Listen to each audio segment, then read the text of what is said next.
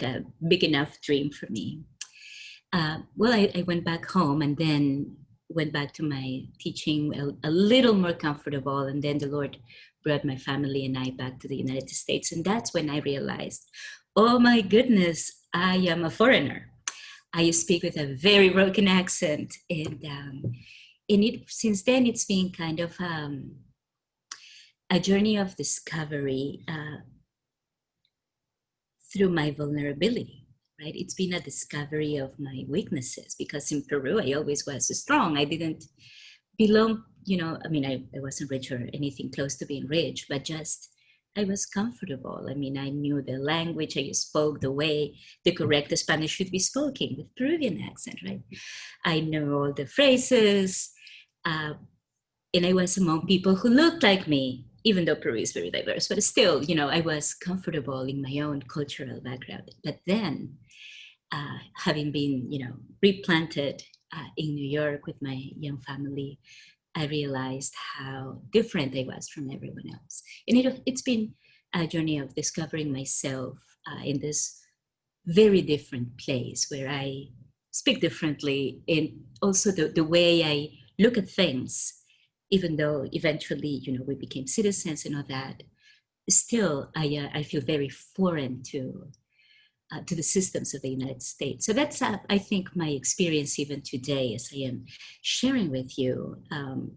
It is from a place of a very vulnerable, very kind of constant discovery, which I think matches really well what it is to be an academic. It's somebody who is always learning, someone who is always searching for not only answers, but how to understand things in different ways, and how to deal with difficult questions. Because I believe questions are becoming even more complex to me.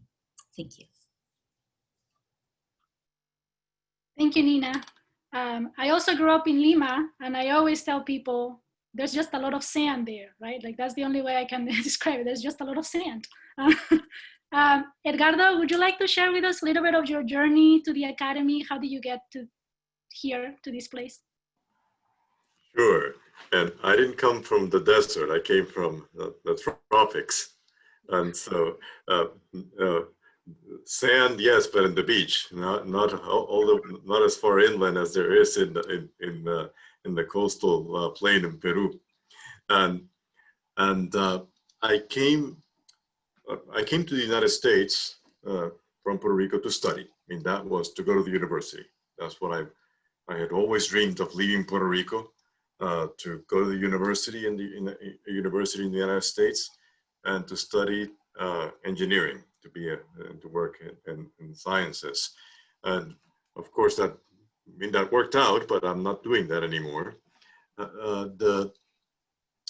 But that was how I was introduced into the academy, and I certainly felt a big difference between Puerto Rico and the United States. I mean, Puerto Rico, especially back then, it's changed now, but especially back then, I mean, the culture is so Latin and Spanish dominant that even my exposure to English in school was in English class. I mean, everything else was in Spanish, and so to adapt now to everything being in English, and to writing in English, and of course science, the math. Those symbols were the same, but it was certainly a cultural difference, and I related more. The people I related most closely with in those years were international students, because that was, in some sense, more of my mindset of being an international student. Even though I was a U.S. citizen, as all Puerto Ricans are, but then my journey into a theological academy had to do with the call to ministry, and that's what brought me to Duke Divinity in 1994, and where I have been since. And so it's and so by that time I had much more academic experience, and I was used to being in a English dominant context. But the change and adapt and learning how to write theologically and to write many essays as opposed to be doing math equations and so on. That was certainly a big change. And the experience of the academy for me then is one that at one level it has layers, because I experienced it as a Latino, yes, but also someone in the theological academy those years who was newly Methodist. And so I was trying to figure out what that meant.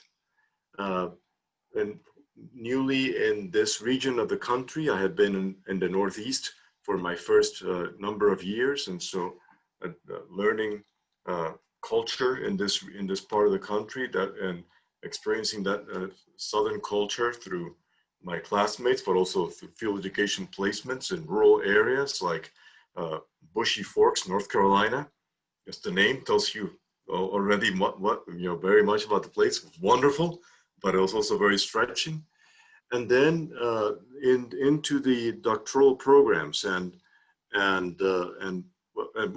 ordained ministry and serving the church, Latino church in Durham, and then doctoral programs. So it's been a shift, being from science, from engineering to divinity, from Puerto Rico to the Northeast, to North Carolina in the South, and from ministry to in a church setting to the academy.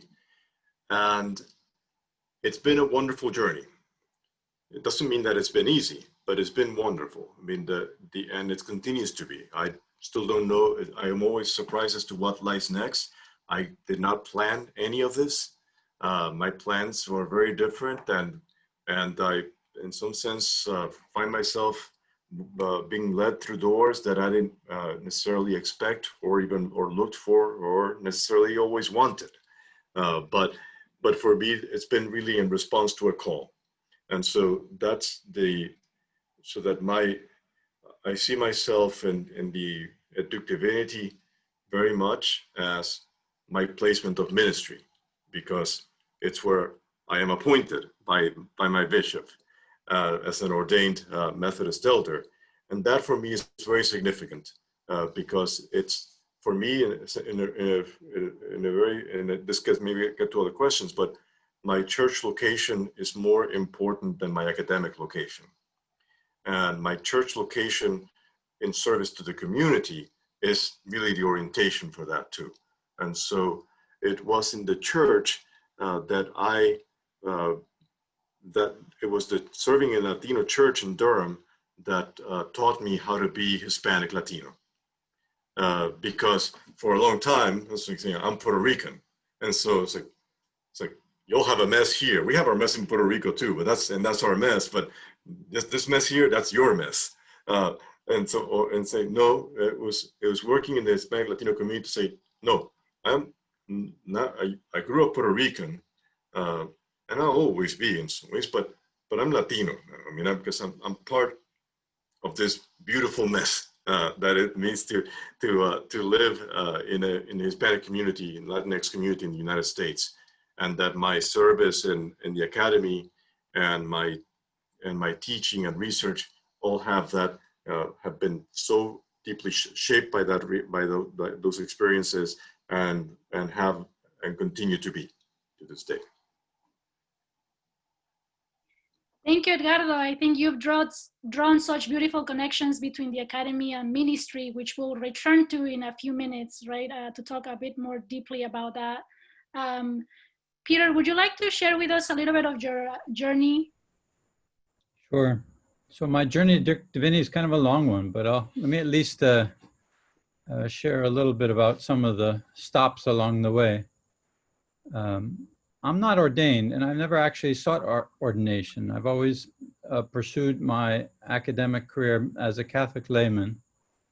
And I used to be very sensible. In fact, I went to college and I said I'd be pre-med, like very sensible human being, practical.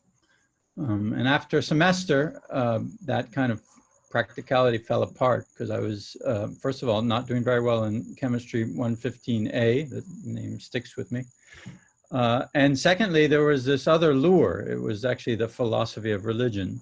I had a very charismatic professor who years later became my dissertation advisor. So those two things, not doing well in chemistry and the lure of philosophy and questions about God, somehow got me into a new place and took me out of where this very practical, sensible path that I had thought I was going to follow. The question about, I'd always been attracted and had volunteered and even had some small paying jobs in those college years working with the Archdiocese of Washington with Hispanic community. But I never knew how to connect it to my academic interest. It was kind of something separate. It was more like service than academic research. And then when it was actually my second job, I was teaching at the Catholic University of America, and the chair of the department came up to me, a very dear man, and he said, I can pay for you to go to a summer seminar in Chicago. And the first thing I said was, pay? You'll actually pay for this? I was a junior faculty member and wasn't used to having freebies or whatever. And so I went for 2 weeks, and I spent at the Catholic Theological Union and spent some time with Orlando Spin, Roberto Goizueta, and some of the key figures in Latino theology. And they basically helped me put it together, the accompaniment with the academic part. I'd known about the books, but it just seemed too difficult or over my head or unusual, anyway. And I was kind of resistant at first, to be quite honest. But anyway, they planted the seed, and I'm very grateful for that, for all the people who were there at that seminar. Other things developed. We did a conference in '98 with Virgil Elizondo at Catholic U, and I was able to do some immersion work in Chicago when I taught at DePaul, and then I went to Notre Dame to help out training the next generation of Latino graduate students. But rather than tell more stories, I wanted to kind of develop one theme that I think is important. When I first started working Hispanic ministry back in the 80s, actually, in Washington, D.C., my Spanish was terrible. I don't even know why. I guess they weren't paying me, so it was like, it's okay. I mean, as long as he seems to have a good heart. And others kind of carried the ball. I mean, I taught maybe catechism or something to kids. Actually, with Salvadoran refugees, it's very interesting, time of Romero. And, but it took me a long time to get over my phobia of Spanish and now I'm actually, I'm still terrible at Spanish, but I can actually, I don't care anymore. And I give lectures in Spanish in Latin America, and I do things like that. But that's actually an important point. I think that Latino theology doesn't require native ability in Spanish, and that the default is something like, as Carmen Nanco says, theologizing in Spanglish, which I never did actually growing up, but you get the idea that I know a lot of young Latinos. I saw this in particular among the Latino graduate students at Notre Dame. They're like, oh yeah, I want to do that, but don't you have to know Spanish? And my response to that is no. I mean, Latino theology covers a huge spectrum, from native speakers, my colleague here, to people who can't even speak a word of Spanish. So I just want to put in that plug there, and I'll stop. Thank you, Peter. I love how you talked about accompaniment, right? I think none of us arrive to this calling by ourselves. So I love the communal aspect of it. Alma, would you like to share a little bit? Yes. So my journey was long too. I also studied I studied industrial engineering and then mathematics education, and then finally I came to Duke Divinity for a master's degree in divinity in 2009. But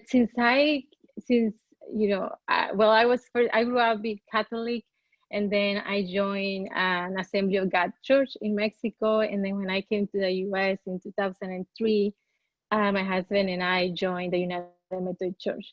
And since then, we started doing ministry with Hispanic Latino communities in the US. And so I would say that my journey to the academy was through the church. In my journey to theology, to study theology and to do what I'm doing now, it was through the church.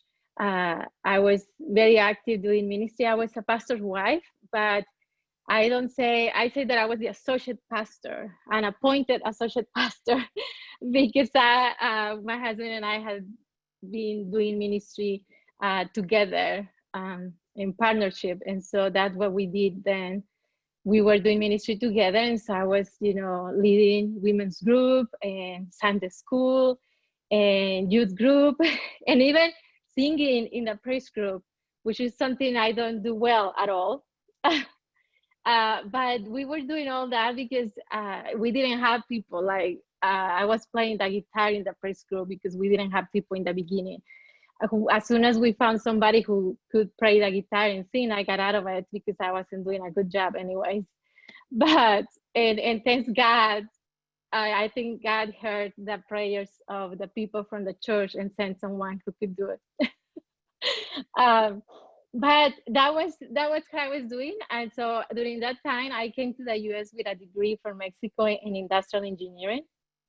But we came from the very beginning. I mean, we got married in 2003, October 18, October 19, we were here in the US because my husband, who was my fiance at the time, was already here. He came to learn English, as many of us come with a plan to just come and learn English or work and save some money and go back.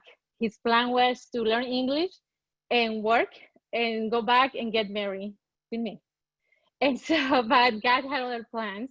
And so when he was here studying and working, he started serving in a United Methodist Church where his uncle was a pastor. And at that time in North Carolina, there were a lot of people from Latin America coming to North Carolina, and a lot of young kids and young people who came to unite with their parents. And so he started soon doing ministry with the kids and the youth, and realized, the cultural shock that they were experiencing. You had young people who were coming to the US and not knowing the language and not knowing even their families very well. And so they found in the church a refuge, a space where they can be themselves. And I mean, we would do things like teach. When I joined him here, we just realized, we'll go there and we'll serve. And we thought we were coming here, we were going to stay here for a couple of years only and then go back. But no, God had other plans for us. And so we started taking all the trainings with the United Methodist Church, and we became what the United Methodist Church calls missionaries. and started serving in a Spanish-speaking congregation in Gramsland. In 2009, and I studied education because I just studied mathematics education in high school. I studied, it was too much for both of us to be pastors. And so I said, like, somebody has to do something else and also support Ismael in ministry. But in 2009, I realized that I was also called to be a pastor, and I started the ordination process in the United Methodist Church and enrolled in Duke Divinity for a master's degree. And after graduating Duke Divinity in 2013, I served as a pastor of a Latinx community for 3 years. And it was then through my experience in ministry that I was called to do the work that I am doing right now in the doctoral degree. And I mean, I had people also who would, professors and former professors, who would help me discern this calling to the academy. It was a long discernment, but I think the only reason I'm doing this is because I believe that research that I am doing will benefit the church. And when I was doing ministry, when I was serving as a pastor, I realized that a lot of people were struggling with traumatic injuries. And sadly, many of them didn't find the space in the church to be able to lament and to lament in community, to hope in community, and to just share their struggles. And so as a female pastor, for example, I had a lot of women coming to me and sharing traumatic experiences that they had lived through. And they had not done that before with other pastors. And it took, a woman to be their pastor for them to be able to reach out to their pastor and share those experiences.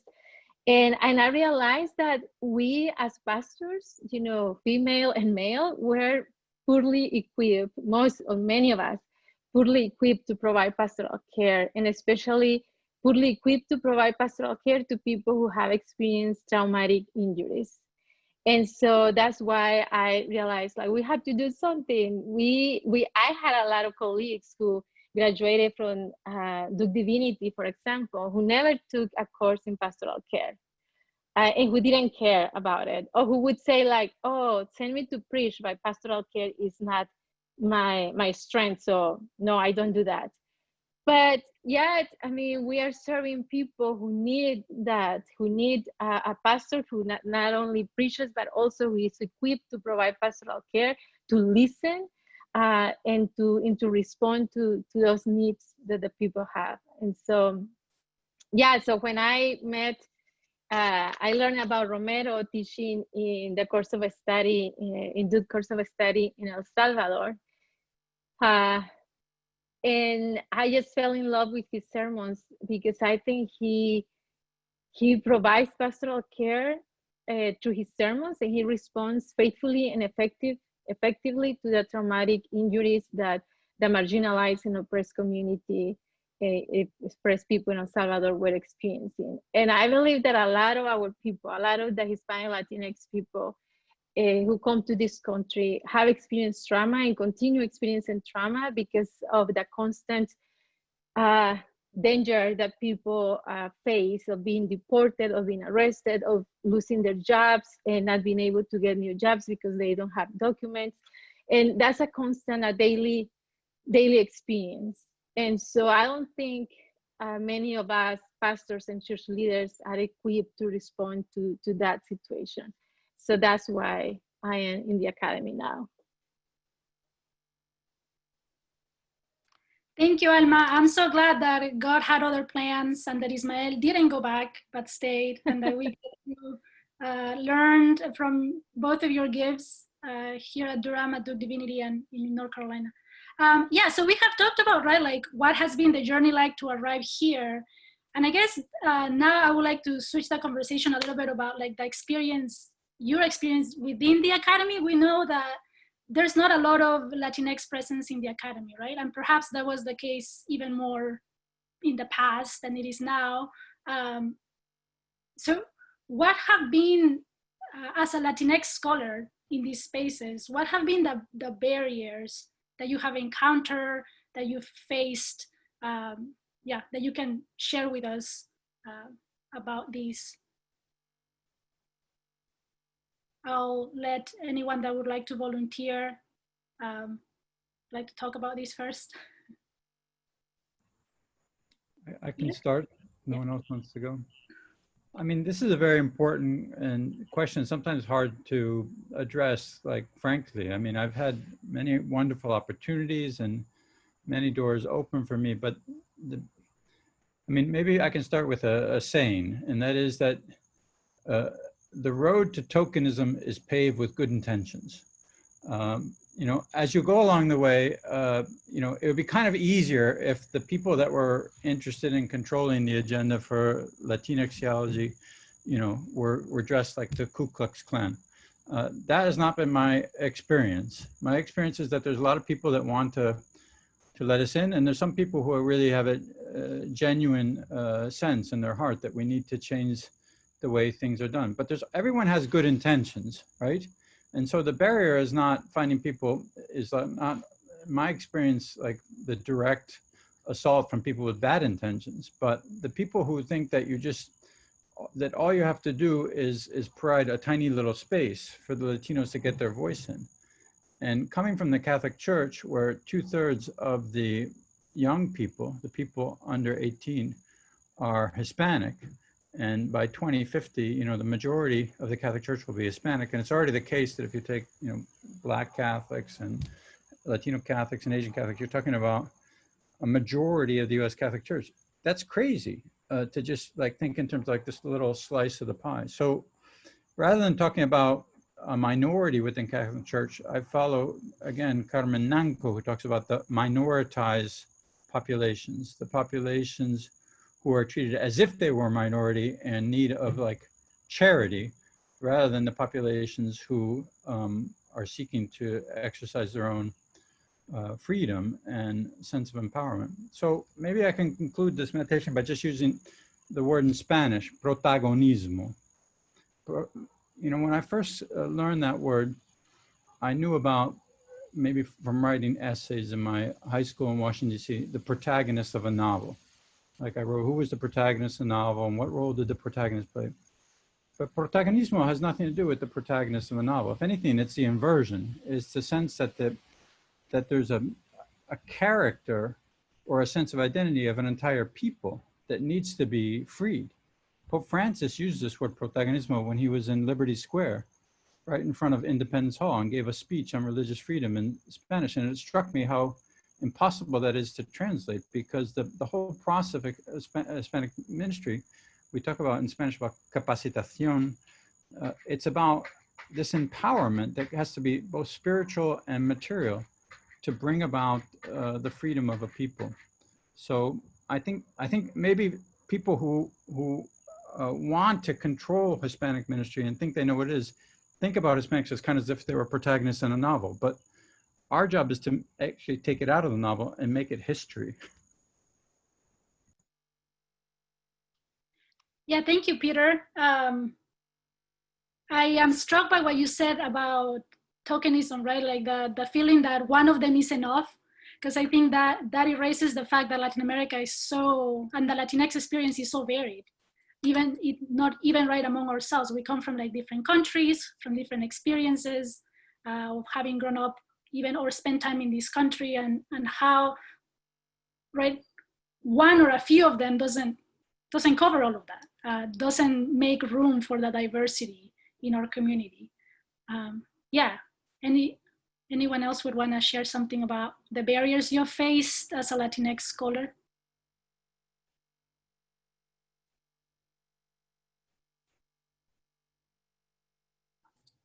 I'm the junior in that area, so I can go last. Okay, as the older of the ladies, it's hard for me to tell whether my challenges and shortcomings are, generalizable. So let me just share my own experience, very much echoing what Katherine just said, that the Latinx experience is very, very diverse. So in my case, I don't want to tell you how many decades ago I came as a graduate student to the United States, but it was quite a bit ago. So it was not so much that I was Latin American. My field, as I told you, is political science. And actually I was at a location where Latin American politics is the center of the interest, and that's the Kellogg Institute at the University of Notre Dame.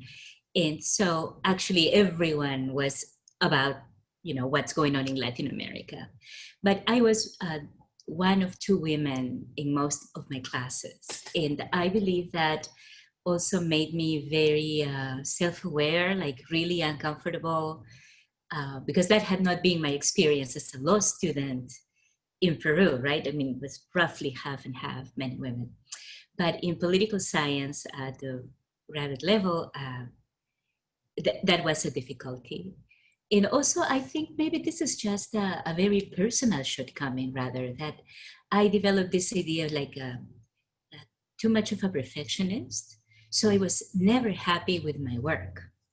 And that may have like a strength, right? I mean, it makes you work harder, and that is true. The problem is that sometimes I was so unhappy with my own work, and in a context where I was not only an ethnic minority, but especially just one of two women in a cohort of people. It was not a big cohort anyways, but anyways, and all the professors were men. That was the other thing. All of the professors were white men, fabulous white men. I mean, really great people, brilliant people. I love them, especially my mentor. But so I always felt very insecure of running a draft by one of my professors and saying, do you think this would be publishable? Like, would this be worthy of, peer reviewing or whatever? I never did that while my colleagues, the men were doing that constantly because they knew and they understood the process for finding a full-time job. It took me forever to understand the very rigorous, very vertical ladder that academy in the United States is. And also, like several others have said today, I also had my plans of going home as soon as I would finish. And somehow the Lord, it was kind of a boomerang. Redirected my husband and I back to the United States as soon as I finished. But so in terms of barriers, I truly wonder, brothers and sisters, I'm very honest here, whether those barriers were created by others or it was actually Nina creating them for herself. So if I may just, as an advice from someone that is much older, don't become too much of a perfectionist and feel comfortable to look for us if you would like, for us to take a quick look at some of your ideas and plans. And, if you're writing something, don't be shy. Ask for help. And from what I've seen, and I'm very new at Duke, but from what I've seen, DDS is a wonderful place where you can actually come, particularly to the Latinx professors, but I think beyond our small group, you will find people who will be willing to invest in your life and your future. Thank you, Nina, for sharing your experience with us. Edgardo? Yes, I was thinking of my years of study in the academy, of bachelor's and master's work in engineering, and then master's and doctoral work in theology, that in all those years, I think I had one Latino professor in all those years put together. And that was not in theology. And so that's just struck me. And so one of the great joys I have is that at least at Duke Divinity, I think we are moving beyond tokenism. I mean, that still have ways to go. I understand that. For a long time, I was the one person, one Latino on the faculty, but that's not true anymore. And and that brings me great joy. And so that's a great joy. I also want to mention that part of my experience has been of being Latino and in a theological academy is something that's true for many, is that there is a minority tax. A minority tax by that minority, this is true for African Americans, it can be true for women too, that you're asked to serve and to take more on than other colleagues do. Because sometimes with good intentions of wanting to have diversity in committees, so that you get called upon to serve in more of those committees, or diversity in leadership, so you may be called upon to serve in those ways. And so that has an impact, it has a cost. And I know that in my case, it has cost some more productiveness, say, in research, that if I not had to pay that kind of tax. At the same time, it's something that it's not been for me a heavy burden, in the sense that I also think it's made it possible to create new opportunities for other people, and in ways that hopefully, that without having them burden others with those kinds of taxes and expectations. And so it's a challenge. It's a challenge that I find in the academy of going back to Peter's sense that the good intentions that can end, that are and the good hopes for the institutions to develop and grow. And this is true also in the church, for those of you who are in churches and serving in the church, that you may be called upon to carry certain burdens that others who are the majority population don't have to do that. But at least in my case, I see some of that as also a vocational matter of vocational discernment, and that's but it should not be that it's imposed on everyone in this kind of external, as an external expectation, that this is what it's the price for being here, and it's not an equally shared burden across the community, but more heavily carried by some. But as I say, I would want to emphasize, for me, it can be also the matter of joy, the joy that comes from seeing that we are moving in a good direction, even if we have a ways to go. And the joy of seeing some of you who are on this call, whom I've been either my students or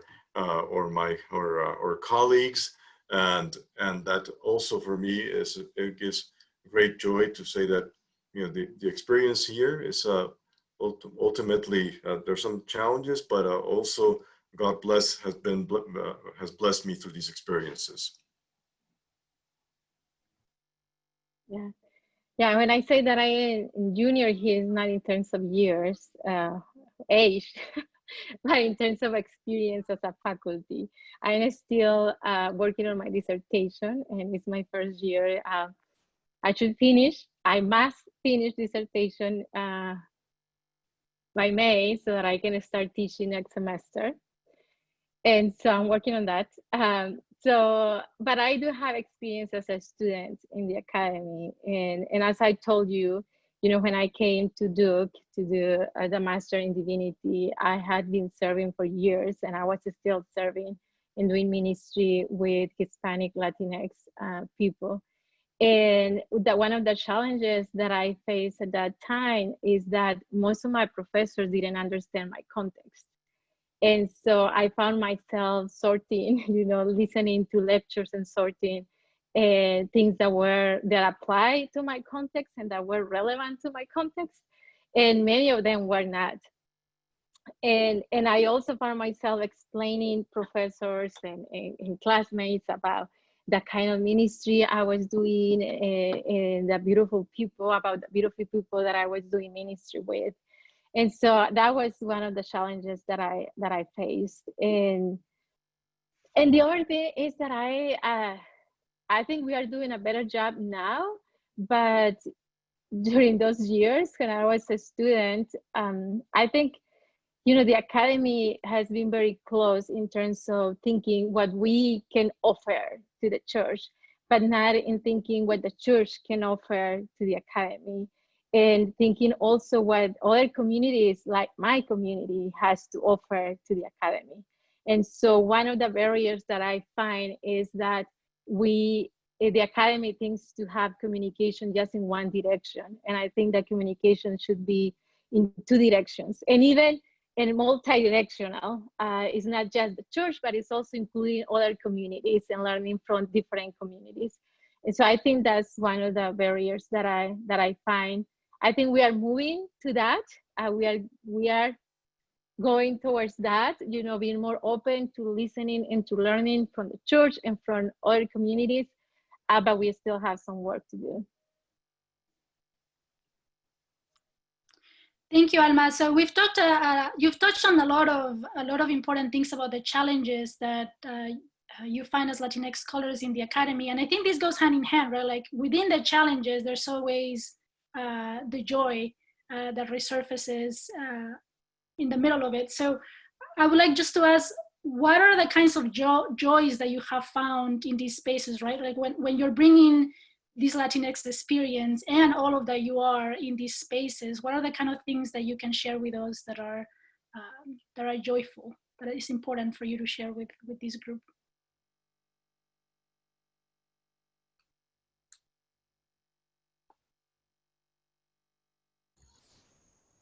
Do you want me to start again? Okay. Go ahead. No, I can echo. I think Edgardo more or less said what I wanted to say is the joy is teología en conjunto. I mean, what attracted me to Duke? There was another senior Latino, and there's this whole team that we have here. I didn't want to be like the solo flyer of Latino theology or even the solo flyer of Catholicism. I wanted to join a team that could make a difference. And I think we're now at the beginning of that here. So teología en conjunto, that's our phrase, that's our watchword. We don't do theology in ivory tower, where you go up to the top of the tower and write a book 5 years later and then email it to the publisher. We try to actually have a process of teología en conjunto. Now, I want to, and actually Carmen Nanco again has a nice phrase, because you may know this book by David Tracy, The Analogical Imagination. She said, no, Latino theology is the anthological imagination. And actually it's a fact that the Academy, when we review publications, puts monographs ahead of collected volumes. And if the Latinos were in charge, we do it just the opposite. You get marked down for your monograph and you get marked up for your collected volume. And a Latin American scholar, a very high standing, told me that. So in Latin America, you have to do, if you really want to move up the ladder, you have to do collected volumes. You don't do monographs. And there's a very, very interesting cultural difference there that is treated as something fixed in stone. The other thing is for the young people here, whether you're just coming out of the BA or well into a master's program or thinking about a doctorate, is we have mentoring programs. I'm very involved with the Hispanic Theological Initiative, but maybe this is something for another Sumérgete, but there's AET, there's FTE, there's HSP, there's a whole slew of mentoring programs. So, no man is an island. I take it no woman is an island too. But we have a system set up for helping people in this regard. And I think that's really important to know that there's resources.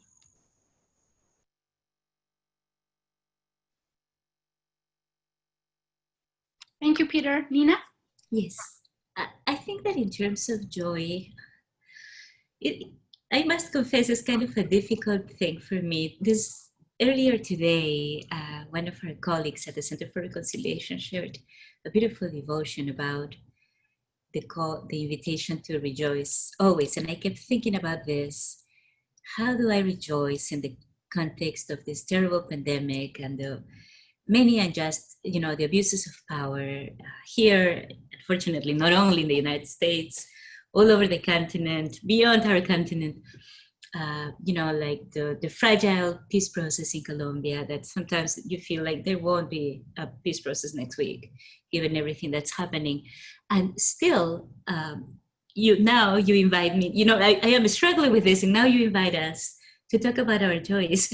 So definitely the Lord is telling me something today, how to find the signs of hope and, the beauty of His work among us, despite the very difficult times we're living.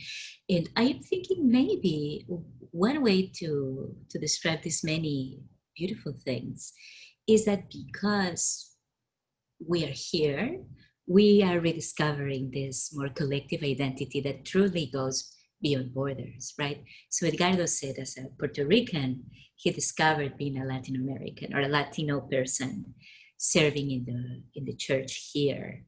And that has been not exactly my experience, since I'm not a pastor myself. However, the Lord has taken me visiting, different places in the world, and particularly in Latin America, and discovering that identity that we share, probably because of suffering, right? What makes us different across Latin America, I find, has to do more with the nice, glorified myths that we have about and not only myths, I mean, there is some reality there, but, the great things of the pre-European civilizations, right? I mean, it's so cool. Like, that's what makes me different from people from Puerto Rico, makes me different from people from Mexico, makes Peruvians, Colombians, Ecuadorians a little more similar, Bolivians, similar among ourselves because we have this glorious past. But what makes us more similar across Latin America has to do with the oppression we suffered. And in fact, those 300 plus years of imperialism, colonialism by Spain and Portugal, but then a whole new era of colonialism under the shadow of the United States.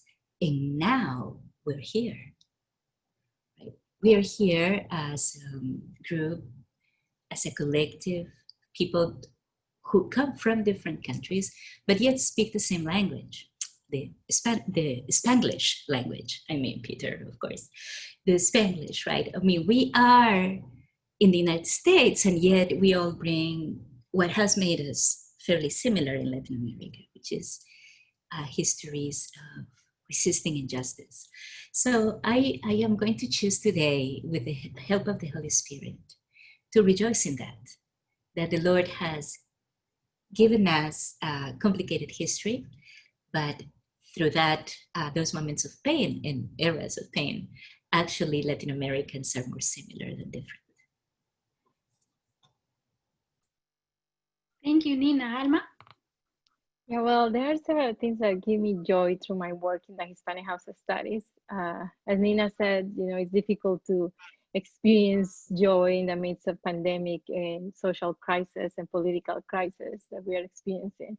But I value and rejoice in the things that we are seeing in the Hispanic House of Study. One of them is the Hispanic Latinx Preaching Initiative, the Hispanic Latino Preaching Initiative.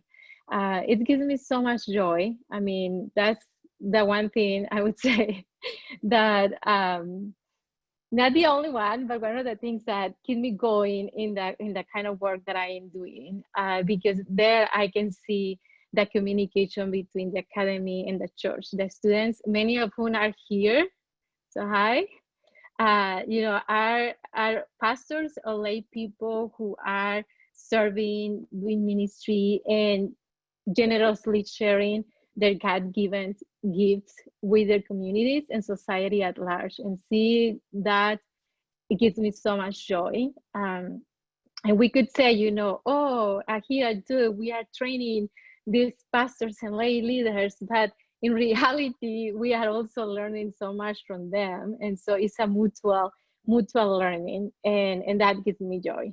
And I think, thinking about the possibilities for the future also gives me joy that these students now, some of them, are serving and will continue serving in the local church. And some of them are discerning the call to the academy. And so in the future, they will be taking our places or joining us en conjunto and teaching in the academy and continue that connection with the local church.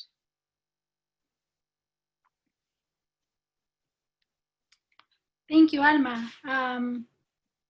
Edgardo, would you like to share? Have you shared already? I don't think you have. I'll just add, again, for me, the joy as a teacher is seeing students go on to pastor, to do doctoral work, and to do things that I cannot do. I mean, this is a wonderful thing of being a teacher, that you hope to have students who are not going to be simply your clones, but they're actually going to be doing things that you couldn't do, things that I may not even understand altogether. But this is God working, raising, continue to revitalize God's people. And that gives me great joy, that this is just not up to me, that God is part of this. And every so often I see glimpses of that. And in the students, and I have to say that for me, my greatest joy is not publications or writing and so on. My dean says that he likes to have written, and I feel the same way. I like to have written, in other words, to have been done with the writing. It's happened. It's kind of how I feel about running too. I like to have run, but seeing people come through, be transformed, go on to ministry, go on to teach, go on to seeing new institutions take form and shape, initiatives like HLPI, work like the seminary that Alma and I are involved in this conversations, or in this seminary in El Salvador, or the initiative for the Americas Initiative for Conflict, for Transformation and Reconciliation that Nina is helping to help form the steering committee and lead that initiative. For me, this is also what brings great joy. That when I was ordained in North Carolina, I think I was the first Latino ordained who came through the process of ordination in North Carolina in the United Methodist Church. Now it's a very different day, and so that also to me gives me great joy. Yeah. Thank you, Edgardo. Well, thank you all so much. I think we've talked, right, about the importance of like the teología en conjunto, the fact that we not only are not doing theology on our own with each other, but also how we're bringing the community with us when we do this kind of work in the academy. And also, right, like that means there's a connection between the theological call and the call to ministry. I think all of you have mentioned that connection there. And often it seems sometimes like in academic spaces, that connection, I think as Alma was mentioning a little bit, right? Like it's not as clear or perhaps not as strong. So do you feel like this connection between the academy and the local churches, between the academy and the church is something that is strong in academic spaces? And I guess the following question to that is, how do you see your work in the academy connecting to the local church? Talk about, I want you all to just think about that connection between that, and talk a little bit about it.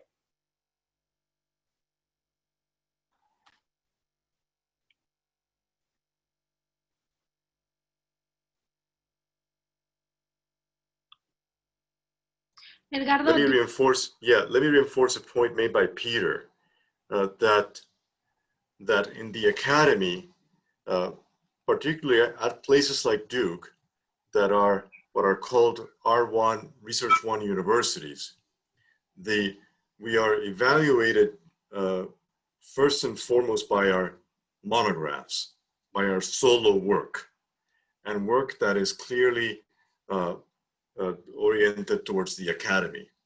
And so for the idea of the anthological imagination is anathema in this setting, or it's not anathema, but it's a good thing, but it will not substitute the solo work.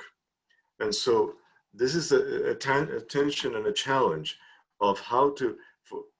We narrated that we see our calling as in some very much connected with God being the one who calls us and with serving the church, but we are also pushed to also serve the academy, and that's not necessarily a bad thing. I mean, I'm saying that there's an importance. I would say actually there's an evangelical witness that can be given to say that the gospel is also has a word to say in those places, and so I think that's part of our calling in the academy. But even so, that there is a push and pull there, and so of scholarship that again, there's an added push of having scholarship that addresses the church and that has the church as a first audience. That's kind of scholarship is not the scholarship that gets you promoted at a place like Duke University. So this is part of the tensions that I experience in being in this place, and then I think too, but I think that on the other hand, I definitely do believe that my scholarship grows from it has its roots in Latino community in very deep ways. And they're not always evident necessarily always in the final product, in some sense as to that it's not written always for the community saying, I'm writing a book for the people that I ministered with, but they're in my heart, they're in my mind. One quick example of how I do this, when I write sermons, if I want to write a sermon that is not academic, I write first in Spanish. I write my sermon in Spanish before, because if I write it in English, then my mind goes to the academy. If I write it in Spanish, then my mind goes to my congregation. And that, for me, is a way of how to do theologize in Spanglish, as Peter was saying, or in Spanish, or pray in Spanish, even if I'm doing it in English, that the roots and the core movement is in Spanish. That is also for me one way in which I try to negotiate these dynamics.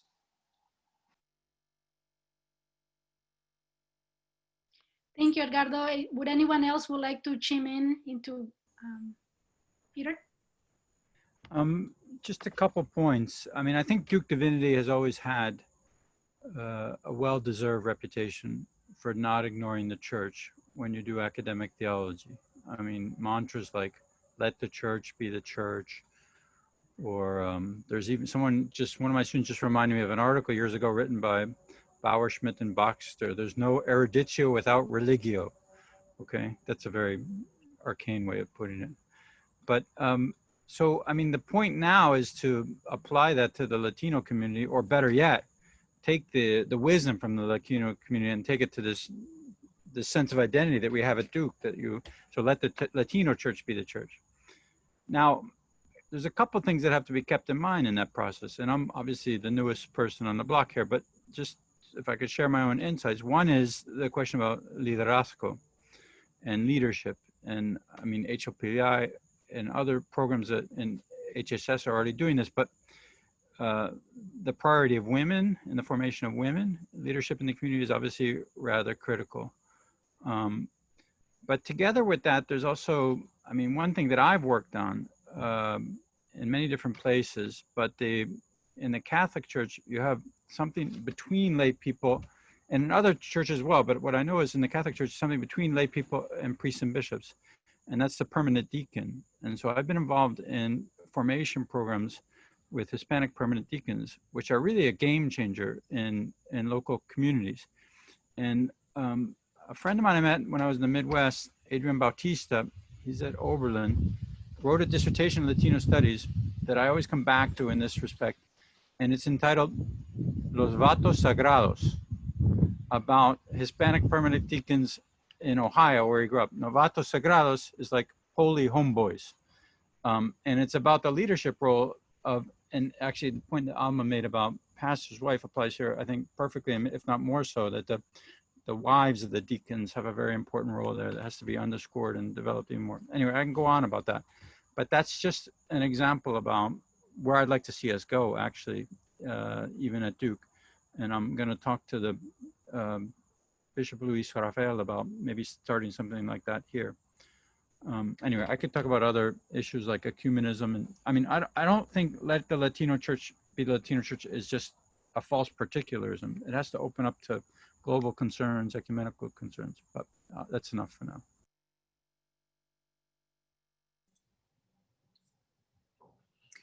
From my side, I think the greatest thing that academy can benefit from the church and vice versa has to do with getting ourselves out of the four walls of the building.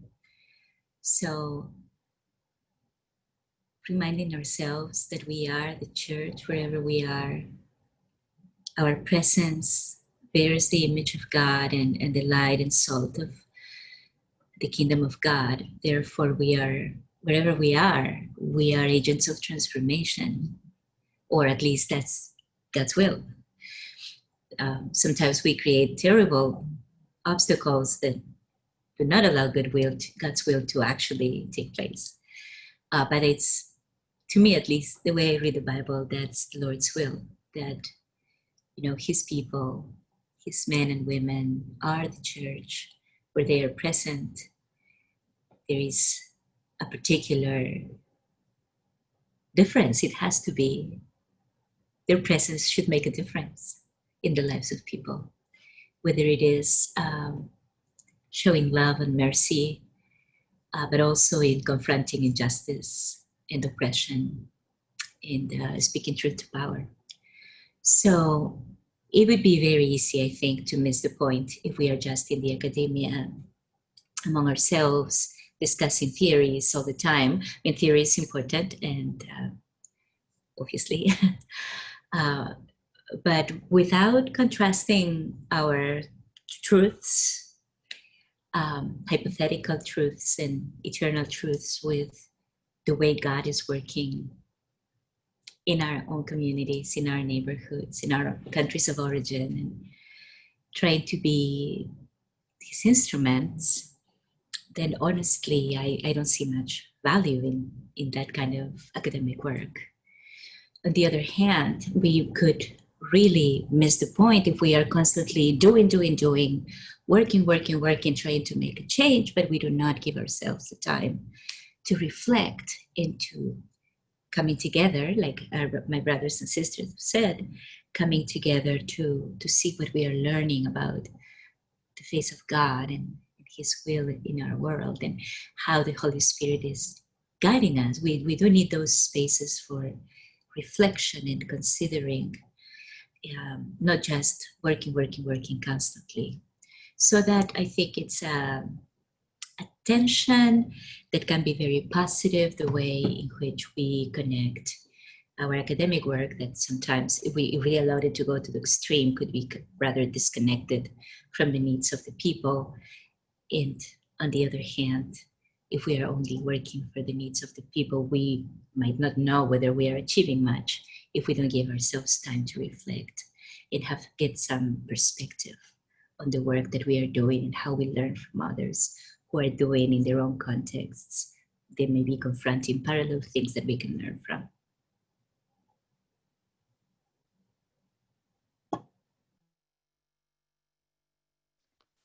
Well, I think I already spoke to that question, but as I mentioned before, you know, my journey to the academy was through the church. So I wouldn't be doing that kind of research I'm doing if I didn't believe it will be beneficial to the church.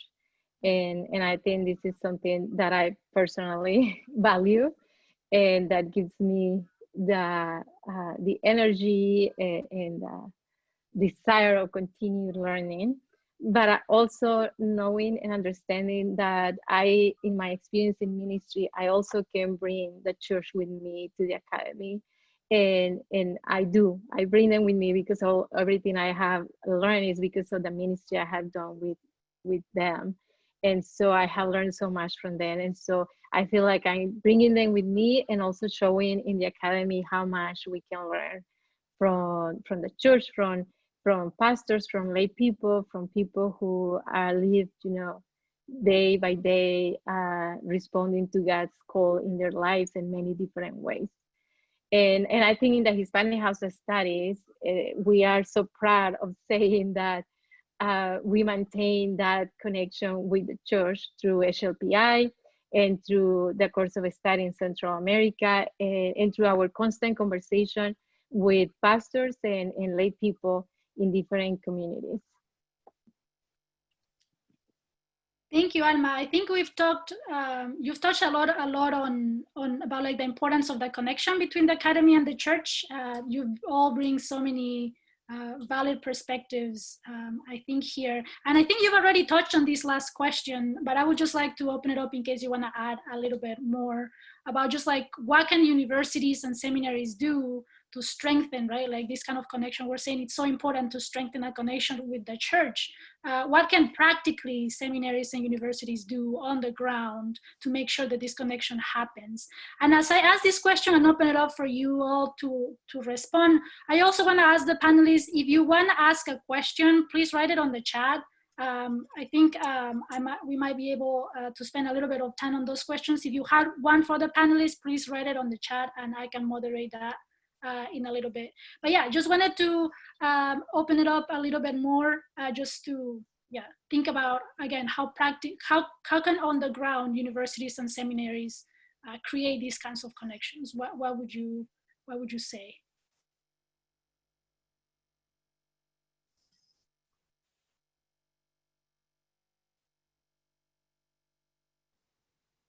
One thing I wanted to say was, for me, the reason I chose the background that I have here, which is the chapel at the University of Central America, Simeon Cañas in San Salvador, is that at that university, during the time it faced a lot of the same problems that the whole community faced of the people of El Salvador during the times of the Civil War. And that for the rector of the university, this was significant because he believed that a university, particularly a Christian university, has to have that kind of connection with the people, that it undergoes the same kind of travails that the people are experiencing. And he's saying, if it didn't, what kind of university is that? And that image has been one that's really stuck with me. And that as I see institutions trying to sometimes work to, and I understand why, but to work to have and to think about being stable and and to endure and to be invulnerable to the vicissitudes that are in the context around us. I think there's a view here that's different. Say, no, we need to undergo the same things that are the same suffering that people are experiencing, because that is also shows our connection. And I think that, so for me, this matter of the eruditio et religio, this erudition and religion, they actually combine where they should be most, where they combine most fruitfully, or most, I would say, in the most gospel manner, would be in the peripheries. And so that we unite the pairs along this joint, the Charles Wesley quote I put there, knowledge and vital piety. For the Methodists, that meant that combination occurred in the periphery. And so I see that Duke University has, for instance, the motto of knowledge and learning in service of society. But there I would want to add, starting from the places of exclusion, from the margins. Not staying there, but starting from. And so I think that this relationship of the church and the academy, that we challenge each other and we call each other out to, in a sense, also to the church too, needs to always hear anew Christ's call to let go of certain forms of establishment and of privilege, and to also go to the places where the wounds are, and so that's that. I think that in that sense, the church and the academy, and by the academy here I'm meaning in particular the theological academy, but not only, because I think that's also one of the reasons we're having a Duke Divinity at a place like Duke University, is also to call the university as a whole to think of and think with people who are marginalized, and that this is also at the core of what it means to be a Research One university. So just a few thoughts from my part.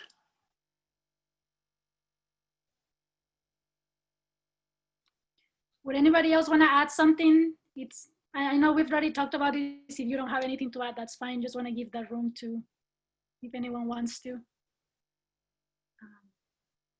Okay, well, thank you everybody once again. I think I'll ask just a few questions. I think we have perhaps a little bit of time just to ask from a question from the audience, from the attendance here. There's a question from Philip. He asks, he talks about, you can see it in the chat, Robin Henderson Spinoza, which is also a consulting faculty here, I believe. The book Activist Theology talks about 3 spheres of applied faith, right? Like the church, the academy, and the movement. So his question is, I guess, how does the movement need to look like in the near future? And I guess, how can the university help connect these things? I think what he's meaning is the academy and the movement, the church, the academy, right? Those three things. Does this happen either by assisting learning from, or any other ideas?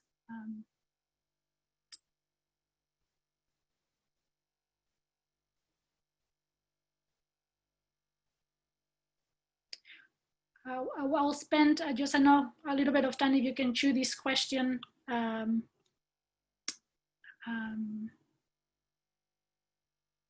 For a little bit to see. Nina, would you like to? I was going to say, I haven't read the book, so I'm going to speak from a place of ignorance. I cannot share what I think about the book, so I apologize, and I will look it up. But as someone who works with people who are activists, maybe I could share from our learnings at the Paz y Esperanza movement. Some of you may be familiar with it. Some of you may have not heard it. Paz y Esperanza started in Peru 24 years ago.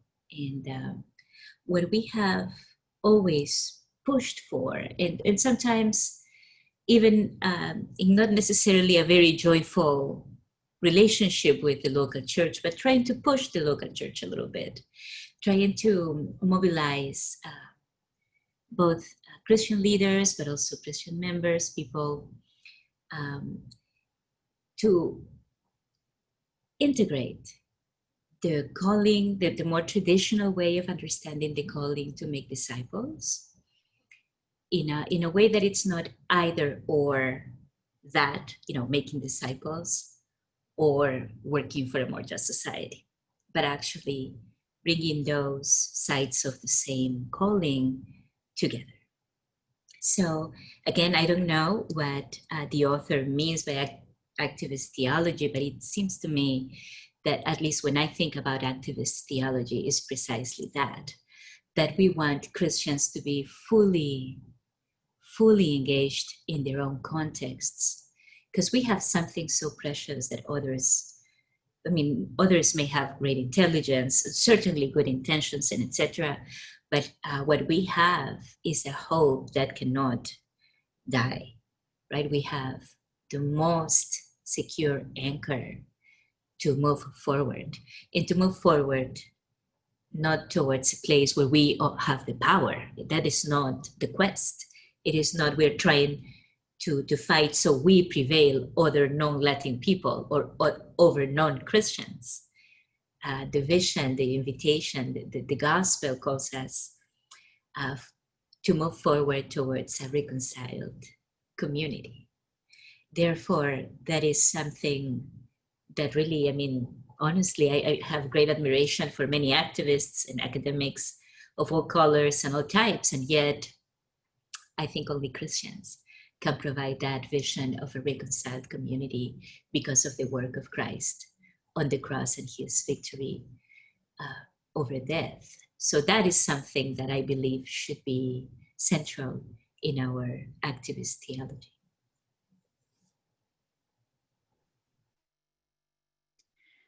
Thank you, Nina. I think you've provided a really thorough answer to the question.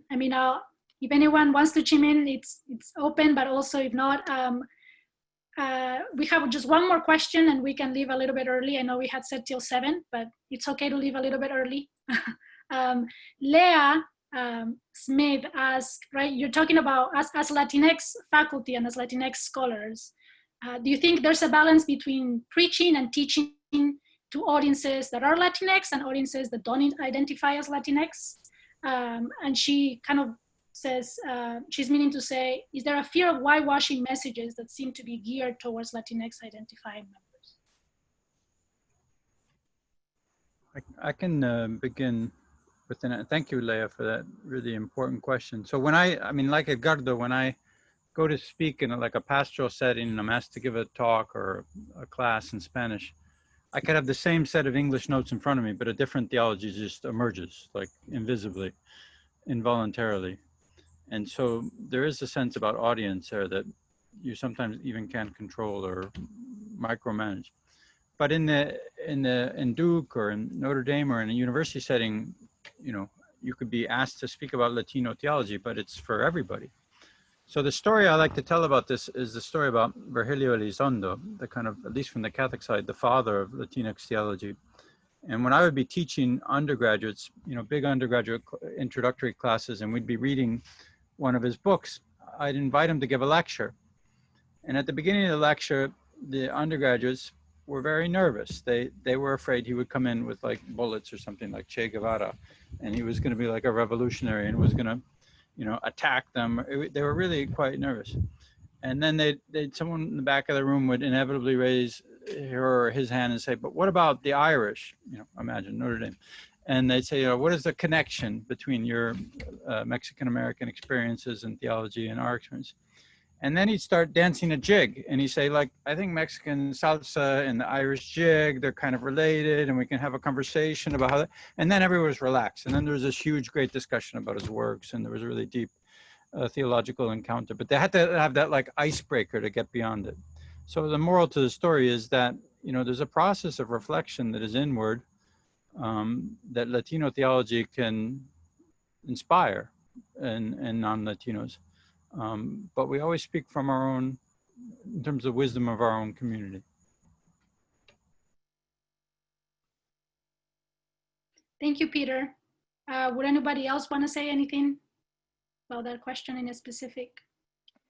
Well, I can speak up from the sorry, from the point of preaching, I had preached to different communities, you know, in Latinx communities and non-Latinx communities. And the way I approach it is that I call it, you know, the life of the sermon is not only when we perform the sermon or deliver the sermon, but the life of the sermon starts from the time we are reading a scripture in preparation for the sermon. So when I'm reading a scripture in preparation for the sermon, I bring with me the community of listeners, and not only bring what might be their perspective on the text, but also what they might need to hear from the text. And so it's different according to the community of listeners, the context of the community of listeners. And I find myself when I'm preaching in non-Latinx communities, for example, trying to speak about immigration and to speak about the reality that our so many, you know, Latinx members experience. And sometimes I feel myself like, do I have to always speak about this? But at the same time is discerning, you know, discerning if I have the opportunity to get in front of them now and I can speak about this, and it's always the text taking me there, you know, it's always the text taking me like, what do this community need to hear from this text? And I find myself speaking about that. And so, but I think it depends, yes, in preaching, it depends in the context, and it depends on what the community of listeners might need to hear from that text, and discerning in prayer, obviously. Thank you, Alma. Well, thank you, everybody. Thank you to our panelists for making the time, for gathering, for inviting us all into your experience and your wisdom and your life. We're so very glad to have spent this time with you all. Just want to remind you all before we leave that our next Sumérgete meeting, it's on October 26th. We're actually going to continue on these kind of like conversations about the academy. We're inviting 3 current PhD students, the 3 of them Latinas, 2 of them alumni for Duke Divinity School, and we're going to be just talking about their experience as current doctoral students in the academy. So if you want to join that, you've already registered, you'll receive the link. You can also like our page on Facebook, Hispanic House of Studies at Duke Divinity School. It's new, so if you can get all the information there as well. We're very excited about it. Yes. So yeah, go ahead. And could I ask you a favor? Go ahead, Alma. Hermana Katherine, para los panelistas no pude escribir, pero puedo hacer una preguntita para salir de lo siguiente. Sí, a ver. Hermanos, les saluda Juan Paredes. Soy de Perú también. ¡Ay, un abrazo, hermano! Mucho hablamos los peruanos, pero está bueno preguntar, ¿no? Y ya nos conocemos con la hermana Alma. Soy pastor local acá en Charlotte. Efesios 4, 11 al 13. El mismo constituyó a unos en apóstoles, a otros en profetas, a otros evangelistas y a otros pastores y maestros, a fin de capacitar al pueblo de Dios para la obra de servicio para edificar el cuerpo de Dios. Pues yo no lo veo que dice profetas y maestros, ni evangelistas y maestros, ¿no? Sino dice pastores y maestros. Entonces la academia hace 2000 años ya nos dio un don adicional a los pastores. Enseñar en la iglesia, capacitarnos, pues, y llevar al pueblo de Dios ese servicio para edificar el cuerpo de Cristo. Entonces, sobre ese pasaje, ya estamos haciendo academia desde hace 2000 años, ya estamos invitados, es necesario formalizar, es necesario avanzar.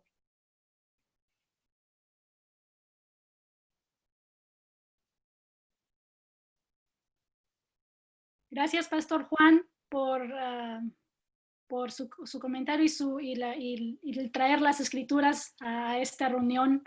No sé si alguien quisiera responder a lo que el Pastor Juan acaba de comentar rápidamente antes de terminar. ¿En inglés o español? En español. Pastor Juan, ¿usted habla inglés y español? En español, por favor. Sí. Brevemente, de que cuando hablamos de la academia, los cristianos han estado preparando personas para el ministerio desde 2000 años. Y esa formación ha tomado diversas configuraciones. Creo que en este momento nos encontramos en un momento de transición para una nueva configuración de la academia teológica, debido a cambios en nuestra cultura, en la cultura de la iglesia, en la cultura del país, y por tanto, y no hay que temerle a esos cambios, porque el propósito de la academia teológica es servir a la iglesia, uno de sus grandes propósitos es servir a la iglesia en este tipo de formación. Y por tanto, para mí es algo que tratamos, un tema que tratamos mucho en estos momentos, de cómo es que Dios está llamando a la academia, la teológica, los seminarios, a repensar en parte cómo hacen este trabajo, precisamente para capacitar líderes para nuestras iglesias. Y de que en esta reconfiguración, las voces latinas tienen mucho que decir y mucho que aportar. Creo que en ese sentido es que vemos que en la hora de teología latina, no es que la teología latina es solo para los latinos, para las latinas, sino que vienen de nuestra comunidad, pero es para el bien de toda la iglesia de Jesucristo. Entonces, la academia está, pienso, en este momento, en ese tiempo de transición, que creo que Dios está haciendo algo nuevo en la academia teológica, para el bien de la iglesia, en su servicio a la comunidad. Ese vínculo es vital, el bien de la iglesia en su servicio, en su misión a la comunidad. Entonces, esos serían mis comentarios. Pero muchas gracias, Pastor, por la pregunta. Thank you, Edgardo, for your response. Thank you, Pastor Juan, for your question. Yeah, so we're getting ready to just say goodbye to all of you again. Please join us for the October 26th event. It's going to be from 5 to 7 as well. And yeah, like us on Facebook to just keep updated for everything that the house is doing. Thank you so much for joining us. We'll see you in October. Thank you. Bye. Bye.